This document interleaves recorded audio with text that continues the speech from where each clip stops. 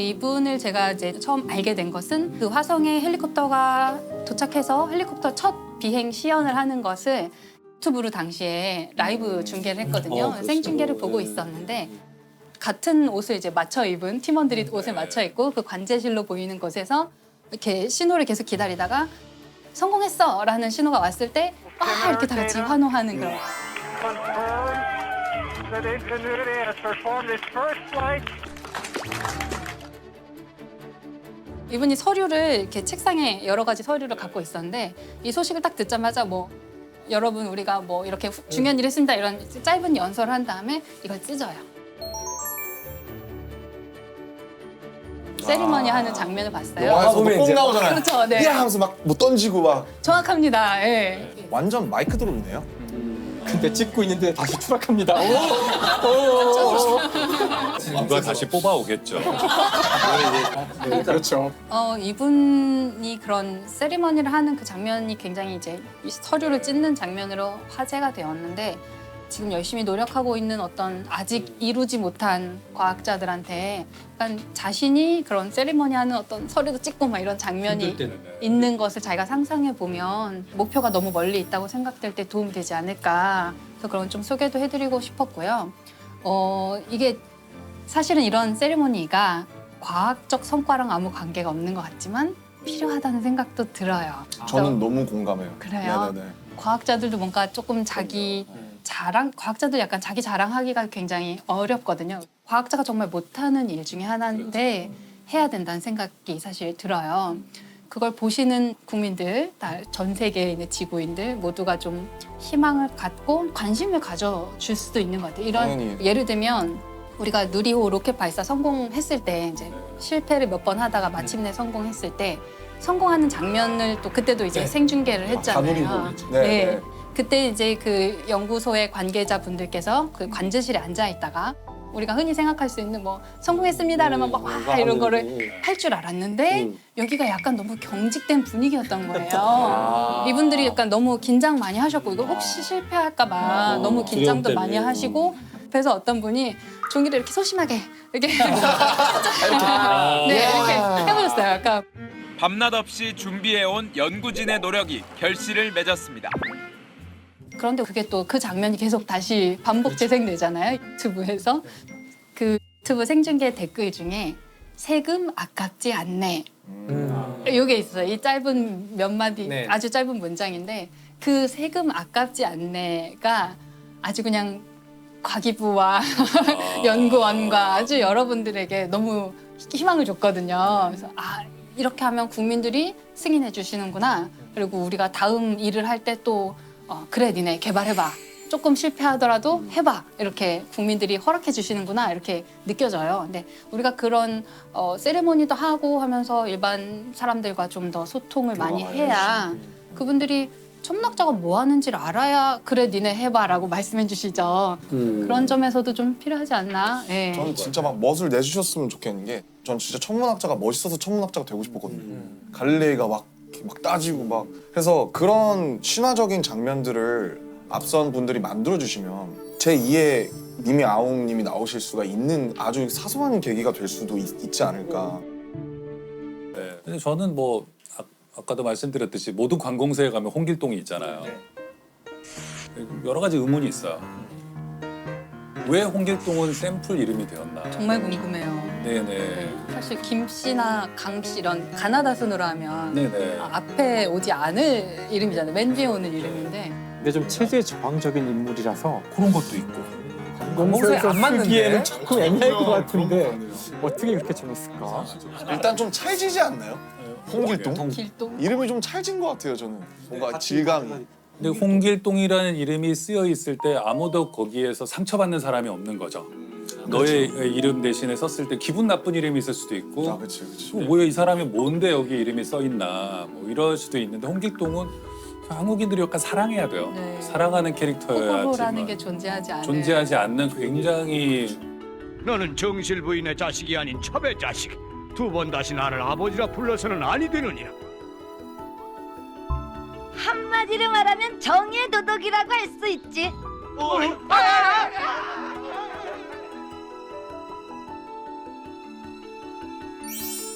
홍길동이다.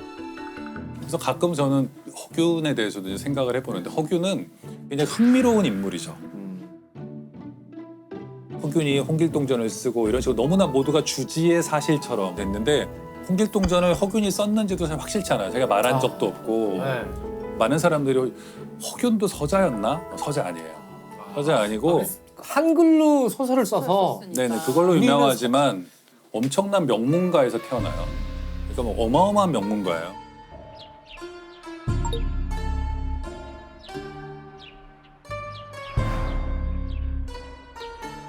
허균은 아버지가 이제 동인이라고 해서 옛날에 뭐 동인, 서인, 남인 거기에 영수 정도 급이고 형도 큰형도 판서까지 해요. 판서까지 하고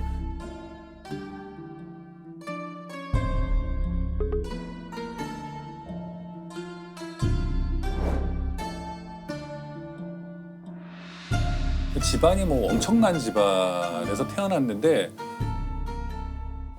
아버지가 글 선생을 붙여주는데 서를 붙여줘요. 서자를. 서자를 붙여주는데 사람이 저렇게 똑똑한데 세상에 나아가지 못하고 있다라는 것에 대해서 막 최초의 어떤 충격 같은 게 깨달음이 있었을 것 같고요. 그래서 어렸을 때부터 서얼들하고 친하고 이건 뭐 별로 바람직하진 않지만 기생들하고 친하고 천한 사람들하고 친해요. 천민 출신의 무슨 시인하고도 친하고 그 당시는 불교가 천대받는데 스님들하고 친해서 우리가 잘 아는 사명대사 뭐 이런 분들하고 굉장히 막역한 친구예요. 사명대사랑 막역한 사이. 네. 그래서 그러니까 뭐 불교계랑 친하다는 것도 나중에는 굉장히 탄핵을 받는 요소가 돼요. 그렇겠네요. 누가의 사람이 굉장히 똑똑해서 벼슬길에 나아가기는 하는데 올바로 행동하질 않아요. 성격에 문제가 많아요. 그러니까 받은 그 벼슬이 황해도 도사인데 도사. 이게 감찰하고 막 이러는 사람인데 행동을 바르게 해야 되잖아요. 갈 때 이미 서울에서 기생들을 데려다가 맨날 놀고 친구들 불러다가 놀고 서자들 불러다 놀고 그래가지고 얼마 안 돼서 파직당하고 또 모항은 파직당하고 하는데 허균이 기사회생하게 되는 계기가 있는데 그게 중국 사신들이 오면 허균을 보낼 수밖에 없어요. 왜요? 허균이 그 당시에는 중국 사신들이 그 문인들을 많이 보냈어요. 뭐 시인이라던가 유명한 문인들을 조선의 사신으로 보냈는데 허균이 갔다 하면은 뭐 난리가 나는 거야. 사신들이 너무 좋아서. 좋아하니까. 야 이런 인물이 있어. 이렇게 시를 잘 써. 그리고 시를 다 외우는 거야. 조선에 뭐 시 좋은 거 있냐 했더니 뭐 외워서 다 써주는 거야. 몇백 편을. 대단한데 이래가지고는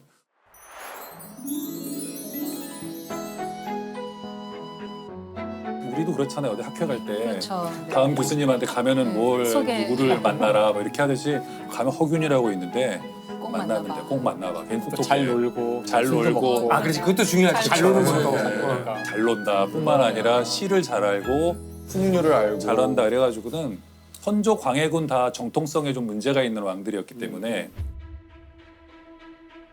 중국이 굉장히 중요했고 뭐 그래서 허균이 이제 쳐낼 수가 없는 거예요 왕들이. 근데 허균이 좀 특이한 게 있는데요. 광해군이 이제 좀 서자 출신이잖아요. 그 자신이. 그래서 그 영창대군과 임목대비가 이제 굉장히 신경이 쓰였단 말이에요. 적통이 저쪽에 있으니까. 그랬는데 허균이 사신으로 중국에 보냈더니 허균이 어떤 보고를 보내냐면요. 선조와 광해군을 막 욕하는 책들이 팔리고 있더라. 자기가 그걸 긴급 입수해서 자기가 조치를 했다. 이것들을 없애도록 했는데 그래서 이걸 했다 했더니 광해군이 너무 좋아해요. 정통성이 이렇게 취약한데 게시판에 뭔가 불리한 그렇죠. 글이 중국 게시판에 이렇게 실리고 있는 것을 악성 댓글을 삭제해주고. 악성 댓글과 이런 그걸 삭제하고 근데 조선왕조실록에 보면은 왕이 속았다 이런 식으로 이제 사관은 적어놔요. 왕은 못 보죠 그거를 적어놓는데 사관들은 짐작을 하고 있었던 거예요. 그거를 허균이 만든 책이에요. 자기가 가짜 뉴스를 만든 거죠. 가짜 책을 만든 다음 그거를 사들여서 파기한 것처럼 했다고 조선왕조실록에 사관이 적고 있어요.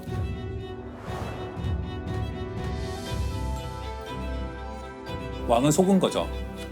허균이 그런 걸 많이 해요. 또 뭐가 있냐면 임목대비를 폐비하자라는 그런 쪽에 서거든요. 임목대비는 광해군의 계모죠. 그래도 엄마인데 어머니인데 어떻게 폐하냐. 그때는 여론 형성에 상소가 중요하잖아요. 네. 그래갖고 자기 집에 일종의 댓글 부대를 만들어요. 여론 형성을 막 하거든요. 밥을 먹여가면서 숙식을 제공하면서 빨리 써라 이것들아 이래가지고 회비해야 된다.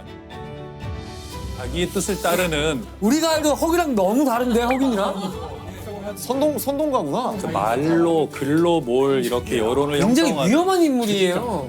정의롭지도 않은 것 같고 들어보면. 홍길동 선인은 문학 작품으로 보기보다는 뭐 선동 선동용이었을 가능성이 있다. 한글로 소설을 써서 그렇군요. 읽기 쉽게 백성들이 읽기 쉽게. 예. 근데 이 허균이라는 인물은 실제로 영모에 가담했던 건가요? 네, 가담했던 것 같아요. 광해군 때에 영모에 가담해가지고 능지처참 당하죠. 광해군을 치고 영창대군을 옹립하고 뭐 하여튼 이런 여러 가지 음모를 꾸몄어요. 서자들과 함께. 근데 광해가 우리가 생각할 때는 굉장히 똑똑하고 좋은 정치를 하던 임금이었는데 허균하고 잘 맞았을 것 같은데. 잘 맞았어요. 네. 광해군이 총애했거든요, 허균을. 그래서 허균이 쳐들어와서 임목대비만 죽이고 광해군한테 체제는 안 바꾸고. 그러니까 그렇게 하는 것을 묵인하려고 했다라는 광해군은 끝까지 좀 안 죽이려고 그랬는데 신하들이 빨리 죽여라. 결국에는 뭐 죽게 되었고. 그래서 허균이 의금부에 잡혀 들어갔을 때가 또 흥미로운데요. 조선왕조실록에 보면은 보통 이제 영모로 의금부에 잡혀 들어가잖아요. 네. 그럼 보통은 사람들이 친했다가도 다 외면하거든요. 모르는 사람이. 근데 허균의 경우만 특이하게 의금부의 그 감옥으로 천민 또는 무사 이런 사람들이 몰려와서 돌을 던지면서 막 시위를 해요. 허균이 무슨 죄가 있냐 살려내라 이래가지고 옥리들이 도망갔다는 얘기가 있거든요. 의금부의 옥졸들이 도망가야만 했다는 정도니까. 강한 분들인데.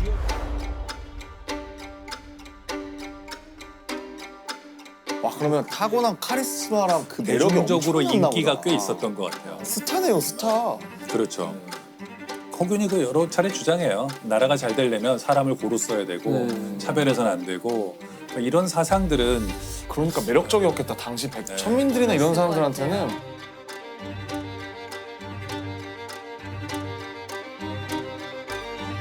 그러면은 그 허균 보면 이제 되게 입체적인 인물인데 어떤 시야에서 그리냐 그거는 이제 사실 어떤 감독이나 작가의 마음이니까. 네네. 뭔가 첫 장면이나 뭐 첫 대사가 어떤 게 될 것 같으세요? 그러니까. 시작한다면 아무래도 집에 있다가 이렇게 영모로 발각돼서. 발각돼서 잡혀가는 장면 아니면 뭐 죽기 직전의 장면 죽기 직전에 할 말이 있다고 외치다가 죽었대요. 나도 할 말을 못 있다. 하고요.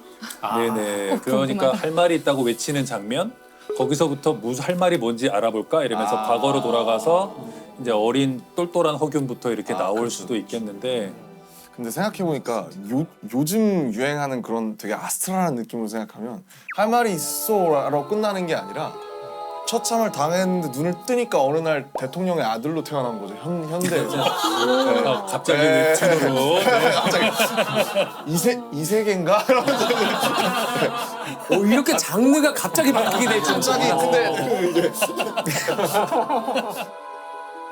그 소설가 김영하로서가 아니고 영화 감독 김영하로서. 네네. 자 그럼 캐스팅을 해야 되잖아요. 오. 자 어떤 배우를 캐스팅하실 거예요? 이 허균 역할, 이 변화무쌍하고 자유로운 영혼의 소유자. 진짜 어렵다. 갑자기 톰 크루즈. 톰 크루즈 할 말이 있어. 이러면서 한미 합작으로 역사에 남긴 하겠네요. 홍길동이 백인이었을 수도 있잖아요. 아니, 먼저 우리 말을 배우고. 그렇죠, 그렇죠. 농담입니다. 어떤 배우를? 글쎄요. 뭐, 자꾸 톰 크루즈 생각만 지워지지 않네. 영화로 만든다면 두 사람을 넣었으면 좋겠어요. 그러니까 어린 허균에게 홍길동이란 친구가 있는 거죠. 실존 비밀의 인물인가요? 친구. 그런데 이 둘이 자라나요. 국제적인 경험을 쌓고 있는 거예요. 홍길동은 돌아다니면서 도적질도 좀 하고 해적도 되고 이러면서 와요. 어느 시점이 돼서 허균은 이제 죽죠. 네. 죽으면 홍길동이 허균의 역할을 대신하기 시작하는 거예요. 얼굴도 비슷해야 되겠죠. 처음부터 왕자와 거지처럼. 그 허균이라는 인물이 굉장히 혼란스러운 인물이었거든요. 네. 캐릭터에 일관성이 없어요. 맞아요. 한마디로. 맞아요. 네. 두 명이었으면 그렇죠. 좀 더 납득이 가는. 두 명이다. 이런 면도 있고 저런 면도 진짜 있고. 허균은 놀기 좋아하고 기생하고 맨날 놀고. 네, 그리고 뭐 새로운 것들에 호기심이나 탐구는 강했으나 기전을 이가관이라든지 갖는다거나. 그런 것들은 없었는데 그 양반이라는 신분을 획득하지 못한 허균의 친구가 네. 허균을 통해서 그 꿈을 실현하려고 그러니까 마지막에 이제 허균이든 홍길동이든 간에 능지처참당할 때 멀리서 누가 이제 지붕 위에서 웃고 있는 거죠. 근데 허균인지 홍길동인지 모르고. 누가 누군지는 모르죠. 자신의 데이터들을 이제 가지고 분석을 하고 책을 쓰려고 하다 보니까 뭔가 이제 그게 있는 거죠. 이거 생명의 다양성에 대한 자신이 답을 찾은 것 같은데 함부로 이야기 서서히 답이 보이는데 이게 굉장히 위험한 답이란 사실을 알게 되는 거예요. 불경하다. 그렇죠. 네. 그래서 1836년에 돌아왔지만 종의 기원이라는 책이 출간되는 것은 1859년. 20년이 넘게 걸렸네요. 무려 한 25년 가까운 시간을 더 이제 보내야 되는데 물론 그 사이에 많은 일들이 있었지만 기본적으로는 과연 이것이 옳은 이론일까? 그리고 이걸 냈을 때에 자기한테 돌아올 엄청난 공격과 비난, 이건 단순한 어떤 과학자로서의 공격이 아니라 성경에 나오는 그 말씀을 다 위반하고 모든 사람이 믿고 있던 인간의 존엄성, 인간은 고귀한 존재고 선택받은 존재라는 것을 다 깨뜨릴 수 있는 거기 때문에 본인이 먼저 완벽한 증거들을 얻어야 한다고 믿고 질문을 하고서 그걸 다 답을 찾는 데까지 시간이 걸리는 거예요. 보강을 하는 데까지. 코페르니쿠스랑 비슷한 것 맞아요. 같네요. 코페르니쿠스가 이제 지구가 이 세상의 중심이다라는 걸 모든 사람이 그렇게 생각하고 있을 때 열심히 관측하고 꼼꼼하게 기록해서 봤더니 그러면 안 되는데 자꾸 태양이 중심에 있고 지구가 움직이는 결과가 자꾸 나오는 거죠. 그래서 이거를 낼 때 약간 고민을 많이 하셔서 나중에 거의 이제 인생의 말년까지 와서 병상에 누워서 그때서야 책을 집필하셨다고. 그래서 천체 회전에 관한 그 논문의 이름이 앞에가 레볼루션이잖아요. 천체 회전이란 말이 레볼루션인데 얼마나 놀라서 이것이 혁명이란 단어예요. 본인이 붙인 거예요? 아니 레볼루션은 원래 회전이라는 회전이라는 뜻을 갖고 있어. 레볼루션이 원래 회전이에요? 회전. 근데 그게 너무 혁명적이라서 혁명으로 바뀐 거구나. 회전이라는 것이 혁명인 것이었던 거죠. 그래서 추가로 그런 뜻을 갖게 돼요. 이럴 때 보면 이 프로하길 잘한 것 그러니까 같아요. 레볼루션이 원래 회전이었던 거 알았어. 코페르니쿠스가 하면 바로 이제 그래서 사실 그 코페르니쿠스의 지동설은 이제 그 성경에 나오는 한 구절 때문에 문제가 되었던 것이고 지금 다윈이 하려는 얘기는 성경 정면으로 전체를 그냥 반박하는. 그 창세기 전체일 뿐만 아니라 그 인간에 대한 수많은 이야기들을 전체를 부정하는 거죠. 근데 일단 욕을 무턱으로 먹었을 것 같은데요. 욕을 먹은 정도가 아니라 왜냐면 진짜 뭐랄까 변을 안 당한 게 이상할 정도로. 심지어 본인도 고민을 많이 하는데 이 다윈의 와이프가 독실한 또 신자였거든요. 그래서 그 다른 사람들한테는 함부로 말을 이제 안 해요. 위험해서. 그래서 자기 아내한테 이야기해주자 아내가 굉장히 분노를. 그렇죠. 그다음에 또 한편으로는 남편을 이제 보호하고 싶기도 했겠죠. 생각도 하지 마라. 다윈도 고민을 많이 하는데 그 다윈이 남긴 기록을 보면 다윈이 그 신에 대한 어떤 믿음이 서서히 사라져가는 과정이 보이긴 보여요. 그러니까 자기도 고민을 많이 하거든요. 성경에서의 모순도 수없이 찾아내고 이건 말이 안 되지 않느냐. 이 세상에는 아담과 이브밖에 없었는데 이 둘은 아들을 둘 낳는데 딸도 없는데 어떻게 그 다음에 이야기가 이어지지? 이런 식으로 이제 성경 자체에서도 수많은 문제점들을 찾아내면서 좀 이상하다라고 이야기도 하고 다음에 본인이 연구를 진행해 가면서 이렇게 진화에 대한 증거가 많은데 성경이 맞을 수가 있겠느냐. 그래서 어느 시점엔 자기도 나는 더 이상 성경에 나오는 창조론을 믿을 수 없다 이런 글도 써요. 확신의 찬. 네. 그럼 진화론이라는 거는 심플하게 무엇을 말하는 책인 걸까요, 결국? 사실 진화론이라는 것은 우리 주위에 보는 생물들이 변화한다는 걸 의미해요. 첫 번째로. 생물들이 변화한다. 그러니까 그 전까지 사람들은 우리 주변에 있는 많은 이 생물들은 언제부터인지 모르지만 뭐 신이 창조했든 그냥 계속 이런 모습으로 있었을 거야라고 믿고 있었죠. 하지만 이제 진화론은 그것이 아니라 생명은 끝없이 변화해가고 사실은 지금 존재하는 수많은 생명체들은 더 근본적인 생명체로부터 온 것이고 더 근본적인 것은 더 근본적인 것으로 더 계속 수렴해 올라갈 수가 있는데 이걸 끝까지 가져가면은 사실은 단 하나의 하나에서 생명으로부터 시작하여 진화를 거듭하여 지금 이렇게 우리가 보는 다양한 생명체가 만들어졌고, 이 과정에서 누군가 디자인을 하거나 누군가 명령을 할 필요가 없이 자연적으로 이것이 일어났다는 거예요. 그래서 아무튼 이거를 이제 설명을 해서 사람들이 납득을 해야 되기 때문에 이걸 집대성하여 쓴 책이 이제 종의 기원이라는 책인데,